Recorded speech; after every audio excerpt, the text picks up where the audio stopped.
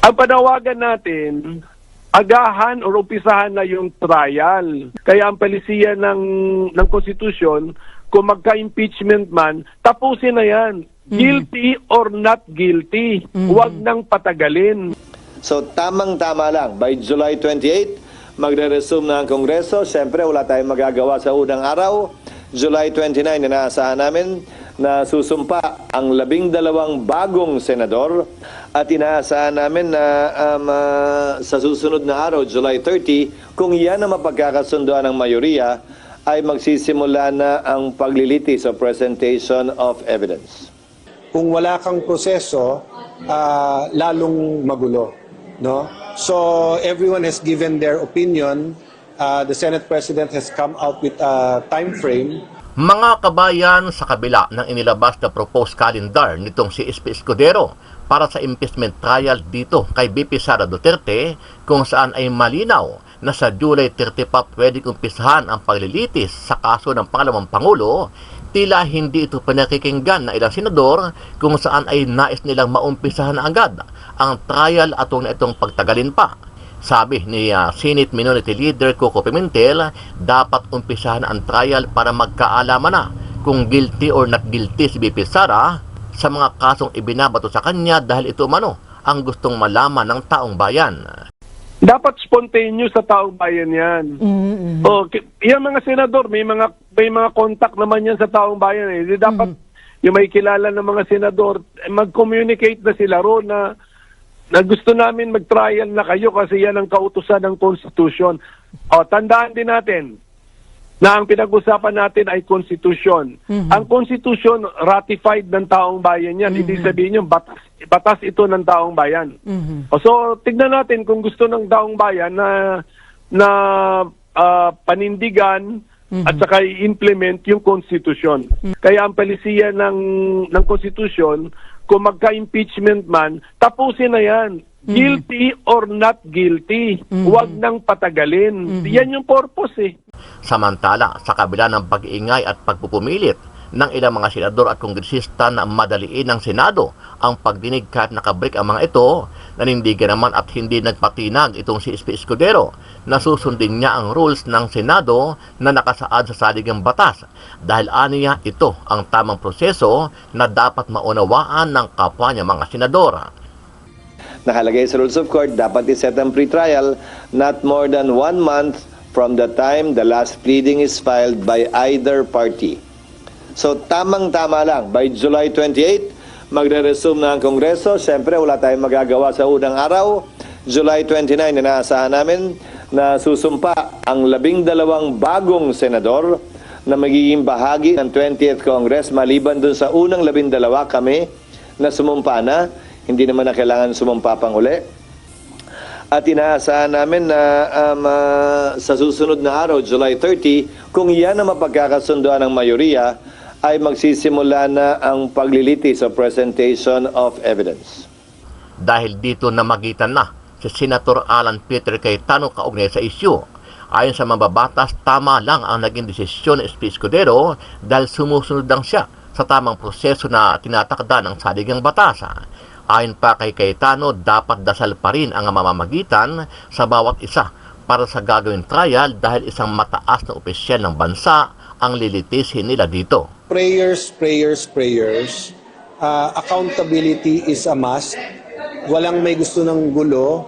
Walang may gusto na hati yung atensyon natin sa mga problema. Pero yan ang proseso natin eh. Kung wala kang proseso, lalong magulo. No? So everyone has given their opinion. The Senate President has come out with a time frame. So sooner or later, the majority of the senators have to sit down and look at it, no? But yun nga, much wisdom is needed. Ito yung mga sitwasyon na kahit opinion mo, may sasang-ayon, may hindi. Ano ang masasabi mo dito, kabayan? Kung ikaw ang tatanungin, saan ka mas naniniwala? Kay Pimentel ba o kay Escudero? Sama-sama natin panuorin ang buong video at pakicomment nyo po ang inyong mga reaksyon at sariling opinyon. Pero bago yan, sa mga hindi pa po nakasubscribe sa ating channel na Kabayan News PH, pakipindot po ang subscribe button at pakiclick na rin ang notification bell para lagi kayong updated sa mga bagong upload natin na legit at napapanahong balita. Maraming pong salamat. Dapat spontaneous sa taong bayan yan. Yung mga senador, may mga contact naman yan sa taong bayan. Dapat yung may kilala ng mga senador, mag-communicate na sila ron na gusto namin mag-trial na kayo kasi yan ang kautusan ng Constitution. Tandaan din natin na ang pinag-usapan natin ay Constitution. Ang Constitution ratified ng taong bayan yan. Ibig sabihin yung batas ito ng taong bayan. So tignan natin kung gusto ng taong bayan na panindigan at saka i-implement yung Constitution. Although recently may mga napanood akong balita na may mga grupo na plano na hong mag-rally para manawagan sa Senate na immediately simula na nga yung impeachment trial. Ngayon naman may ilan namang kongresista ho ang nagbabala na kapag daw po na-delay pa until July yung impeachment trial, baka daw ho mag-withdraw na yung mga witnesses at daw yung mga ebidensya maaari daw maging tampered. So may basihan po ba itong ganitong concern at babala ng ilang kongresista kapag patuloy pang na-delay hanggang July itong impeachment trial? Bantayan na lang yung mga ebidensya, pati mga witnesses kung pwedeng bantayan. Pero ang spirit talaga ng Constitution, kung makikita natin, merong ng rule na yung mga impeachable officials, wag natin silang istorbohin ng puro kaso ng impeachment. Kaya nga may rule dyan na once a year lang sila pwedeng i-impeach or kasuhan ng impeachment. Tapos merong number 2 na rule dyan na pagka na-file na yung impeachment case, bilisan, maglitis na agad. So trial shall forthwith proceed. Pag ipagsama mo yung dalawang rules na yan, makikita natin na talagang ang impeachment ay isang potentially divisive na issue at saka istorbo sa isang mataas na opisyalis ng gobyerno. Kaya ang palisiya ng Constitution, kung magka-impeachment man, tapusin na yan. Guilty or not guilty. Huwag nang patagalin. Yan yung purpose eh. Hindi nga iniistorbo yung mataas na government official. Opo. As much as possible, wag nang istorbohin. Inakalusot ang isang impeachment case, tapusin na agad para malaman na ng taong bayan at saka nung official na impeached kung guilty ba siya or not guilty. Ganun yun eh. That is the spirit. Bakit marami mga rules na pagbasahin mo, yan ang gustong makamit. Na mabilis ang impeachment. Pero sir, kayo dun sa inyong mga pag-iikot, ano yung nakukuha nyo po na sentimiento ng taong bayan, ng publiko? Kasi narinig ako na dapat may mga ilan ho nakakausap, gusto nila talagang masimulan na ito, malaman na ba kung guilty or not guilty daw ho ang Vice Presidente? Marami akong suporta na natatanggap doon sa aking opinion, doon sa aking stand. Maraming nagpapahiwatig ng kanilang suporta. So yun na lang. So, ang aking point is, ang panawagan natin, agahan o umpisahan na yung trial. Wala tayong sinasabi kung ano resulta ng verdict o ng judgment. Yung trial, wag matakot kahit yung impeached official kasi ang resulta niyan, pwedeng guilty, pwede ring not guilty. Ang importante yung spirit ng Constitution na tapusin na kaagad yung impeachment. Mag-aral at galingan ang pagdepensa sa impeachment trial. Yan ang payo ni Senate President Francis Escudero sa mga kongresista at iba pang grupo na ayaw tantanan ng Senado at humihirit na simulan ang paglilitis laban kay Vice President Sara Duterte kahit nakabakasyon ang Kongreso. Iginiit ni Escudero na sa halip na mag-ingay, dapat paghandaan ng mga kongresista ang gagawing paglilitis. Patutsada ng mga babatas, baka kapag nagsimula na ang trial, saka aapila ang mga ito at hihingi ng oras para sa kanilang depensa. Sa habaan niya ng panahon mula ngayon hanggang sa plano nilang pagsisimula ng impeachment trial sa Hulyo, wala nang dahilan para hindi makapaghanda. Iginit naman ni Escudero na hindi pa maaring magsimula ang paglilitis at hindi maaring gamiting batayan ang forthwith na nakasaad sa konstitusyon dahil nakabakasyon ang sesyon ng dalawang kapulungan ng Kongreso. Buwelta ni Escudero sa mga mambabatas, 2 buwan na inupuan ng mga kongresista ang impeachment complaint laban sa Vice President, inakyat sa huling araw ng sesyon ng Senado noong February 5, 2 oras na lang bago sila mag-adjourn, kaya walang dahilan para madaliin sila ngayon ng mga mambabatas. Nagkaroon ng question sa forthwith sa impeachment court mismo. Particular ng impeachment trial na nasa sulat na binigay ko sa inyo ni dating Pangulong Estrada. Pinagdebatihan ni Senator Rocco na sinabing immediately dapat at ni Senator Miriam na kinlaro ibig sabihin ng forthwith na binahagi ko sa aking mga kasamahan sa Senado. At ang impeachment court at magsisilbing president ito. Ang impeachment court ng panahon yon kinatigan ang posisyon ni Senator Miriam Santiago. Iginit naman ni Senador Alan Peter Cayetano na sumusunod lang sa proseso at itinatakda ng batas ang Senado. Apila niya ipanalangin ang mga senador na tatayong huwes para sa malinis at patas na paglilitis. Prayers, prayers, prayers. Accountability is a must. Walang may gusto ng gulo. Walang may gusto na hati yung atensyon natin sa mga problema.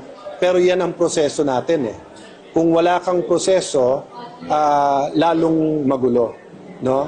So everyone has given their opinion. The Senate President has come out with a time frame. So sooner or later, the majority of senators have to sit down and look at it. No? But yun nga, much wisdom is needed. Ito yung mga sitwasyon na kahit opinion mo, may sasang-ayon, may hindi.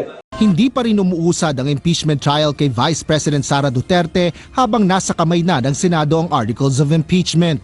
Makailang ulit nang ipinaliwanag ni Senate President Francis Chis Escudero na kailangan pang formal na buksan at aksyonan ang pag-uusap nito ng mga senador sa loob ng plenaryo. Ngunit dahil nakareses ang Kongreso simula pa February 8, target itong masimulan sa pagbabalik sesyon sa Hunyo. Habang posible ring umusad dito ng mas maaga pa kung magpapatawag ng special session si Pangulong Ferdinand Marcos Jr. na una na ring nagpahayag ng pagtutol sa pagtutuloy ng kaso. Ngunit kung magsisimula na ang impeachment trial, ano nga ba ang proseso at mga posibleng mangyari? Kung pagbabatayan ng panukalang kalendaryo ng impeachment trial na inilabas ng Senate President, sa unang araw ng pagbabalik sesyon ng Senado sa June 2, nakatakdang ipresenta ang Articles of Impeachment ng mga congressmen na tatayong prosecutor o piskal sa paglilitis. Sa parehong araw din, inaasahang aaprubahan ang revised rules of procedures on impeachment trials. Isang bagay ito na nakasaad sa aming rules at sa rules ng Estados Unidos kung saan kinopya ang rules on impeachment. In other words, babasahin man lamang yung mga allegations sa plenaryo para formally ay maging parte ng records ng Senado ito. June 3 naman magkoconvene o titipunin ng impeachment court at manunumpa ang mga incumbent o kasalukuyang nanunungkulang senator judges. Ngunit kung mapagkakasunduan ng mayorya, maaari na rin itong ipagpaliban at iotorisan na lang ang tagapangulo ng Senado na maglabas ng summons o pagpapatawag sa mga nasasakdal at piskalya. June 4 naman tinataya ang pag-i-issue ng summons una kay VP Sara na bibigyan ng 10 araw para tumugon na susundan ng sagot ng prosecutors sa loob din ng 10 araw. Pagkatapos nito, may 5 araw din ang nasasakdal na mag-file ng rejoinder o kontrasalaysay at karagdagang 5 araw para naman sa sagot ng piskal. Lahat ng senador ng 19th Congress ay mag-o-oath.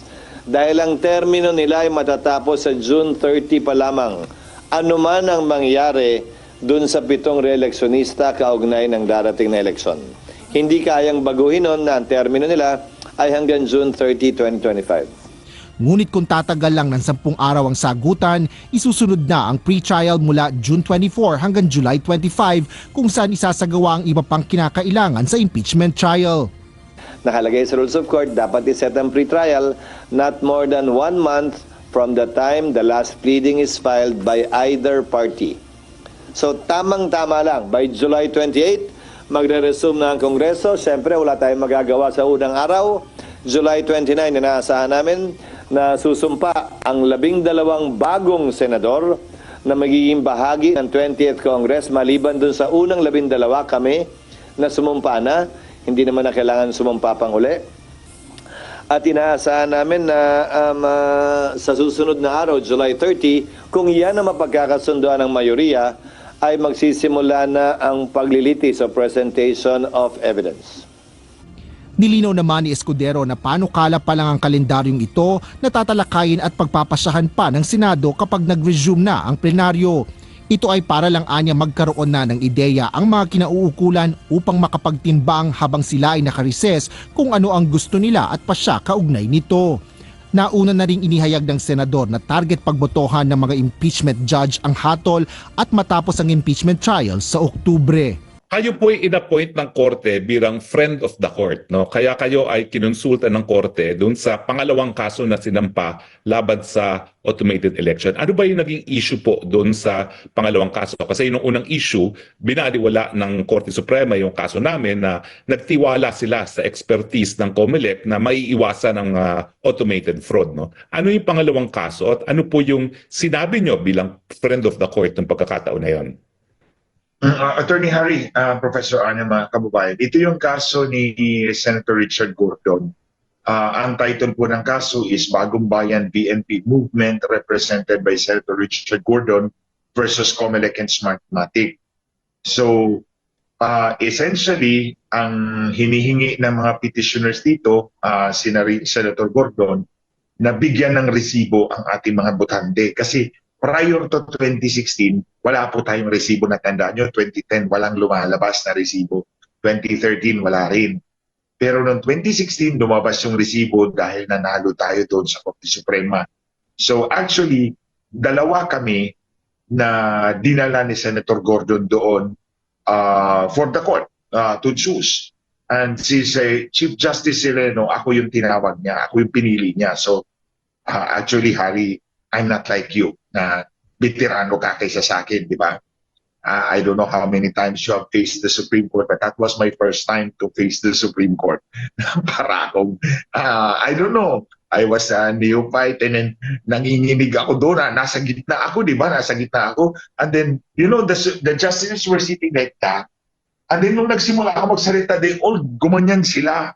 Pumarap sila lahat, all the 13 of them. Siyempre, Harry, mortal lang tayo, sila yung mga immortal, di ba? So, I started to, Attorney Harry, Professor Ana, I started to debunk everything na sinabi ng COMELEC.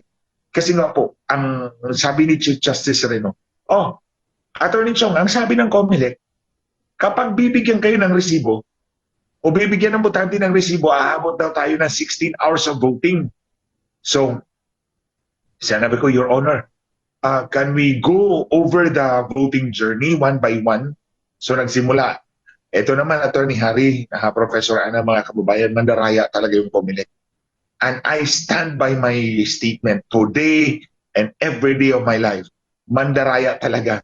Kasi nilagay nila sa voting journey yung preparation, election preparation. So sabi ko, Your Honor, we should not be counting the vote, the election preparation ng BEI kasi wala pang botante doon. Alas 5 pa lang yan ng umaga.